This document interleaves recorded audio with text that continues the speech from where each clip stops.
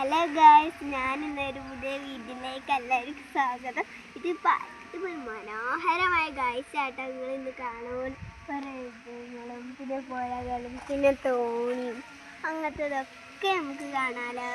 എല്ലാവർക്കും ഇഷ്ടമല്ലേ ഇതൊക്കെ? അപ്പോൾ ഇവിടെ കാണാൻ നല്ല ഭംഗിയാണ്. ഈ കണ്ടൽക്കാട് നിറയെ ദേശാടന പക്ഷികൾ വരുന്നുണ്ട്. അപ്പോൾ ഇവിടെ കാണാൻ നല്ല ഭംഗിയാണ് കേട്ടോ.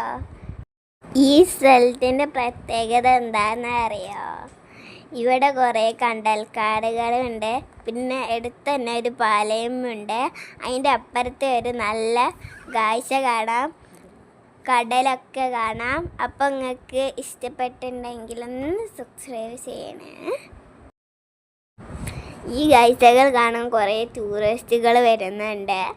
അപ്പോൾ ഈ യാത്ര കാണാൻ എല്ലാവരും വരുന്നുണ്ട് കേട്ടോ. ഈ സുന്ദരമായ കാഴ്ചകൾ കാണാൻ ഈ തോണി പോകുന്ന സഞ്ചാരികൾക്കൊക്കെ ഈ മനോഹരമായിട്ടുള്ള ട്രെയിനുകൾ ഇങ്ങനെ പോകുന്നത് അവർക്ക് അപ്പോൾ കാണാം.